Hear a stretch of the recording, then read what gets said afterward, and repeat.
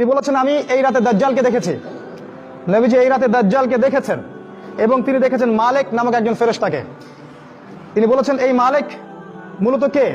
জিবরিল আমিন বলেছেন এই মালিক হচ্ছে জাহান্নামের রক্ষাকারী ফেরেশতা, জাহান্নামের চিফ অফ কমান্ড। তিনি মালিকের কাছে অনুমতি নিয়েছিলেন জাহান্নামের একটু উকি দিয়ে দেখার জন্য। নবীজি বলেছেন আমি উকি দিয়ে দেখেছি জাহান্নামে, সেখানে সবচেয়ে বেশি অধিবাসী হচ্ছে নারী জাতি। জাহান্নামের সবচেয়ে বেশি অধিবাসী হচ্ছে নারী জাতি। তার মানে এই উম্মতে মুহাম্মাদির একটা বড় অংশের মেয়ে জাহান্নামে যাবে, অন্য উম্মতের নয়।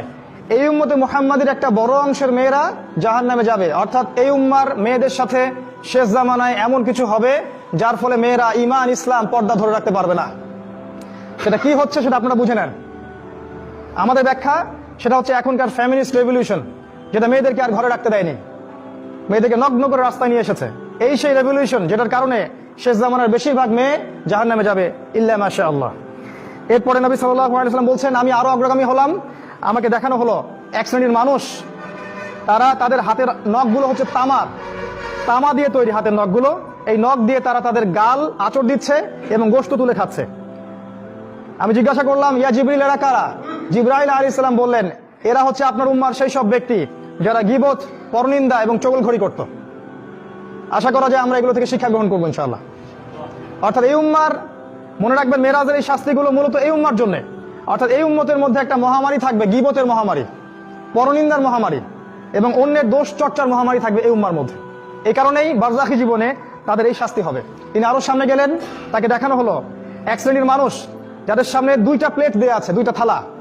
একটা থালায় আছে অত্যন্ত সুস্বাদু গোশত, আর একটা থালায় আছে নোংরা দুর্গন্ধযুক্ত গোশত। নবীজি বললেন আমি দেখলাম তারা দুর্গন্ধযুক্ত গোশতগুলো খাচ্ছে, আর যেটা বিশুদ্ধ গোশত সুন্দর সেটা খাচ্ছে না। নবীজি বললেন এরা কারা? জিবরাইল আলাইহিস সালাম বললেন এরা হচ্ছে আপনার উম্মার সেই সব ব্যক্তি যাদের ঘরে স্ত্রী থাকা সত্ত্বেও বাইরে তারা অন্য মেয়ের সাথে যৌন সম্পর্কে লিপ্ত হতো, এবং ঘরে স্বামী থাকা সত্ত্বেও বাইরে পরপুরুষের সাথে যৌন সম্পর্কে লিপ্ত হতো, অর্থাৎ ব্যভিচার করত। অর্থাৎ এই উম্মার মধ্যে আরেকটা মহামারী ছড়াবে, সেটা হলো এই ব্যভিচারের মহামারী, জিনা এবং পরকীয়া ব্যভিচারের।